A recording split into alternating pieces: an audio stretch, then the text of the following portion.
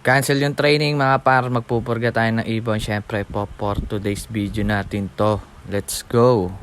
Eto mga par, naisip ko hindi ko pa pala napupurga yung pinanlalaro ko ng North. Sakto, nag-announce na rin sa GC na hindi na itutuloy yung training dahil masama pa rin yung panahon. Baka sa Tuesday na lang ulit itutuloy. Pasala-sala tuloy yung training natin. Ako kasi ayoko mag-training ng Tuesday. Tuwing Sabado lang talaga ako nagte-training kahit dati. Kaso no choice tayo, napapakarga tayo ng Tuesday kasi nga tumataba yung ibon. Tsaka kahit cancel yung training, yung schedule tuloy-tuloy. Kaya no choice tayo, nagkakarga tayo ng Tuesday. Pag hindi tayo nagkarga ng Tuesday, rekta na nga sa Sabado, masama pa panahon. Kaya okay lang mapagpag sila sa training. Eto par, kasama ko nga pala yung si Boss Jaynard nyo. Siya na rin yung pabibili natin ng Bearmex. Wala na daw Bearmex pero may available sila Hammer. Kaya tinanong ko kay Boss Jaynard kung pwede yung Hammer. Sabi niya okay naman daw, hatiin na lang sa gitna. Kaya bibili na tayo. Eto mga par, nakabalik na din kami. Hindi naman kasi malayo yung pinagbilan namin. Ay hinahati na ni Boss Jaynard yung Hammer. Kaya mga par, pa-comment naman kung ano yung ginagamit yung pampurga. Para may ideya rin yung iba. Eto mga par, papakilala ko sa inyo yung mga pang North natin. Let's go!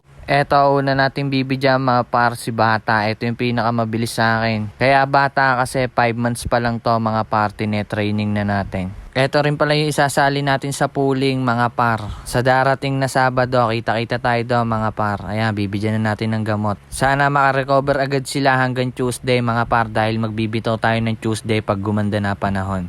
Eto mga par, Hento, Blue Bar, tatawagin natin siyang late kasi lagi siyang late pagka umuwi galing training. Pero okay lang yon, training pa lang naman yon mga par, walang problema yon. Huwag niya lang gagawin sa karera, nako po. Eto mga par, yung sinali natin ng pooling si Miggy Line. Kaso na-late siya nung uwi nung sinali natin sa pooling. Tsaka ang nanalo ata nun taga Dasma. Medyo lugi tayo, unang bagsak yon mga par.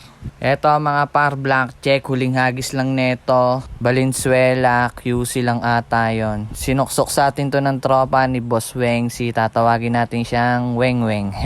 Eto checkered mga par, kapatid din to ni Miggy Line. Nung unang blue bar na pinakita ko sa inyo kanina, tsaka yung sinali natin ng pooling. Tawagin natin siyang Miggy Line 2. Eto naman mga par, si Labo, Black Chick to. Bata pa lang to, malabo ang mata neto. Akala ko hindi nalilinaw. Suksok lang din pala to nung tropa mga par. Pero di ko nasasabihin sa inyo ano pangalan kasi medyo exclusive. Joke lang. Eto mga par, huli natin pupurgahin, Blue Bar. Dahil favorite siya ni Boss Jaynard mga par, tatawagin natin siyang Toto. Pero hindi natin kakarera to, tatapusin lang natin ng training tapos ibibreed na natin. Kasali kasi to sa Survivor dito sa amin, kami-kami lang. Tapos hanggang matapos lang kasi yung training, tapos na yung palaro. Kung sino yung unang umuwi sa last training, ayun ata yung mananalo ng Survivor mga par. Abangan-abangan nyo rin to, magandang laban din to. Eto, tapos na tayo magpurga, iniintay na lang natin silang magsukahan. Habang iniintay nga natin magsukahan, may pa soft drink si Boss Jaynard natin mga par. Tsaka nga pala mga par, announce ko lang yung mga naghahamon sa akin ng house to house dyan. Mag-comment kayo dito, pag-usapan natin.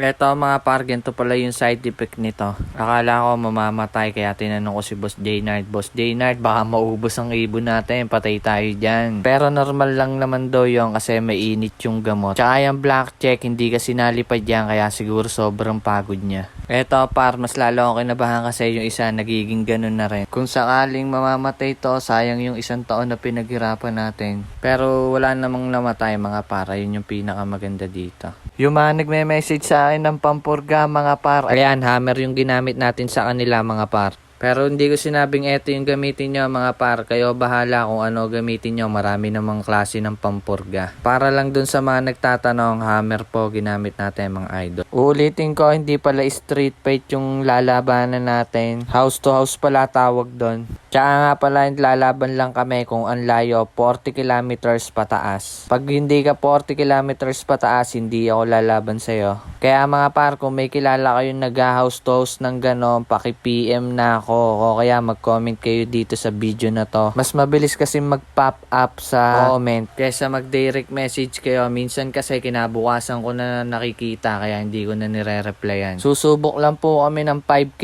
points. Kaya patag na po nitong video na to sa sa mga nag-house to house, pasali naman po mga idol. Hanggang dito na lang muna tong video na to mga par. Sa susunod na video kita-kita tayo lalo na sa training. Follow mo na rin tsaka pa-share para pag magla-live tayo para sa gift bird magno-notice na sa inyo. Bye bye!